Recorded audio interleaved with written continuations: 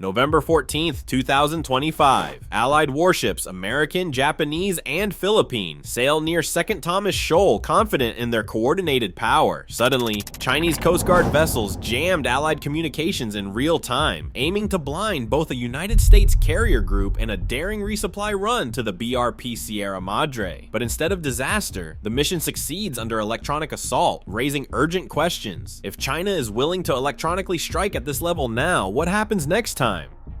Second Thomas Shoal sits more than 100 nautical miles west of Palawan, a rusted hulk of a ship marking the Philippine outpost at its center. On November 14th, 2025, the shoal became the focal point of a multi-layered standoff. The BRP Sierra Madre, beached on the reef since 1999, waited for its scheduled resupply. Philippine Navy and Coast Guard vessels approached from the east, threading through shallow waters, carrying fuel, food, and a fresh rotation of crew. Just beyond the reef, Chinese Coast Guard ships and suspected militia formed a loose ring, maneuvering close, sometimes within 2 nautical miles of the outpost, as they had in previous confrontations. Their presence, both a physical barrier and a signal of intent, pressed in on the resupply convoy, forcing tight, cautious navigation. Further out, the USS Nimitz and her strike group sailed in the open waters of the South China Sea.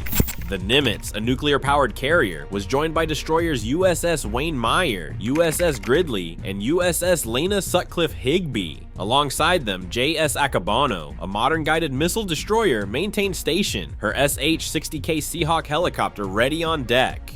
The Philippine frigates BRP Jose Rizal and BRP Antonio Luna formed the regional link, bridging the Allied exercise with the tense events at the shoal. The timing of the resupply was no accident. Between 9 a.m. and noon, Philippine vessels made their run, while the carrier group and its Japanese partner conducted joint maneuvers in the vicinity. Official statements would later describe the Allied fleet as nearby or in regional support range, but no precise coordinates were released. Analysts estimate the Nimitz group operated 10 to 40 nautical miles from Second Thomas Shoal, close enough for rapid response, but far enough to avoid direct confrontation. The SH-60K helicopter from Akebono and Philippine AW-159s flew patrol orbits, providing eyes in the sky and a communications relay, their flight path skirting the contested zone. This geometry mattered. Chinese jamming equipment, mounted on large Coast Guard hulls, required line of sight to disrupt tactical radios and drone feeds. The Philippine resupply ships, hemmed in by Chinese vessels, were most exposed. The Allied carrier group further out remained largely insulated from the worst effects, but the proximity of all these platforms, warships, helicopters, and support vessels meant that a single miscalculation could escalate the situation. Each actor maintained its lane.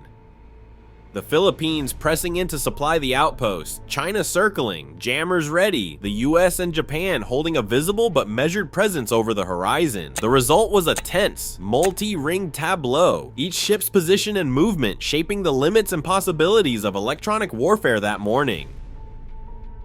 At 9:15, the Philippine resupply vessels navigating close to the BRP Sierra Madre experienced their first abrupt communications loss. Tactical radios, which had carried steady traffic since sunrise, fell silent across primary and backup channels. Crew logs later recorded a sudden spike in static, followed by total dead air, a textbook sign of high-power radio frequency interference. Within minutes, attempts to relay position updates or request support through VHF and UHF bands failed, both ship-to-ship and ship-to-shore.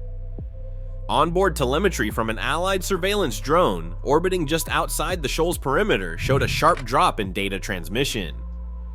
The drone's video feed cut out at 9:17, returning only after a forced switch to encrypted fallback frequencies. The blackout did not affect all systems equally. Some digital navigation displays showed intermittent GPS errors, with position data blinking in and out. Satellite phone connections, normally a last resort, also suffered unusual dropouts, brief cascading outages that lined up with the approach of 2 large Chinese Coast Guard hulls. These vessels, equipped with prominent radomes and antenna arrays, had closed to within direct line of sight.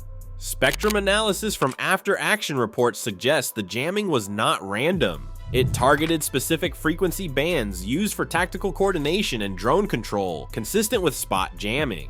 At the same time, a wider swath of the spectrum was flooded with noise, a barrage technique designed to overwhelm any attempt at rapid frequency hopping or digital rerouting. AIS logs, normally used to track vessel positions, showed unexpected gaps during the 20-minute window. Several Allied and commercial ships in the vicinity dropped off public tracking platforms at precisely the same time as the reported interference. Regional RF monitors later confirmed a spike in background noise across the VHF Marine band, matching the jamming window from 9:15 to 9:35. These forensic indicators, telemetry dropouts, silent radios, AIS gaps, and spectrum noise formed the technical backbone of the incident investigation. No single system failed in isolation. The pattern pointed to coordinated electronic attack, with Chinese Coast Guard ships acting as both physical and electromagnetic barriers. The evidence trail left behind, deck logs, lost drone feeds, and spectrum snapshots would shape the operational review. For the crews at sea, the collapse of digital senses was immediate and total, forcing a shift to manual protocols and visual signals. The technical details, captured in after-action reports and spectrum logs, offered a rare window into the mechanics of modern jamming in a contested maritime zone.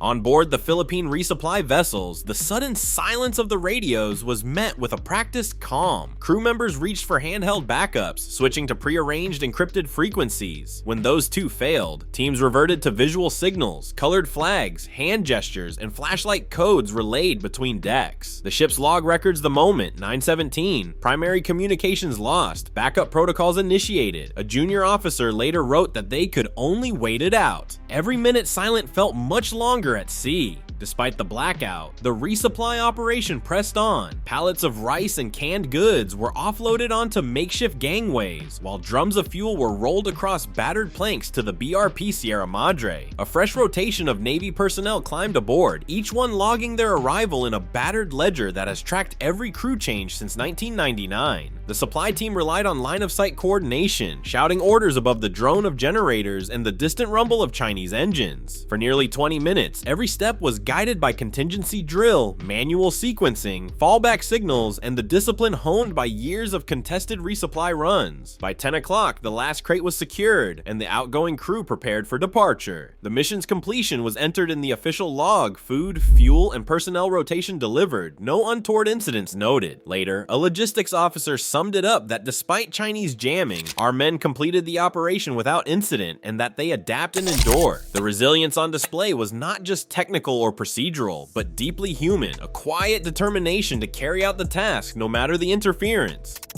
Electronic warfare specialists reviewing the November 14th incident now describe it as a live probe, China field testing jamming tactics against a real Allied fleet. The pattern fits a growing sequence of South China Sea episodes, targeted interference during high-profile exercises or resupply runs, always calibrated to disrupt, but not to escalate into open conflict. Analysts point to the timing. Chinese jamming struck during the narrow window when Philippine ships were most vulnerable, and United States and Japanese naval assets were close enough to observe. Experts argue this was not random noise, but a deliberate attempt to blind surveillance and to test Allied reaction speed under degraded conditions. For alliance planners, the incident has already shaped new doctrine after action reviews from the Nimitz group and the Japan Maritime Self-Defense Force destroyer Akebono highlight the need for hardened, redundant communications. Recommendations include expanded use of high-frequency and satellite backups, preset encrypted data links, and routine joint drills designed to maintain operational tempo even if primary channels go dark.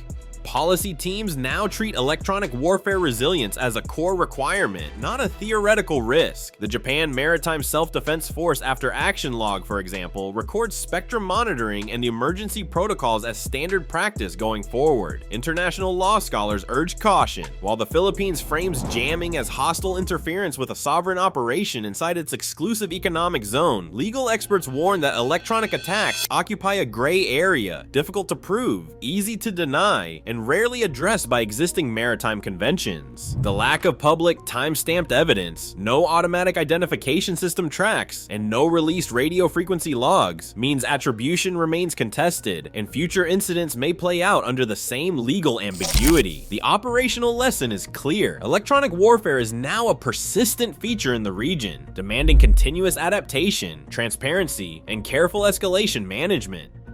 Electronic warfare is not theory, it is now a fact in the South China Sea. As great powers test each other's limits, every disrupted signal risks real-world miscalculation. The next move is uncertain, but one thing is clear, the contest for control is no longer just about ships, but information.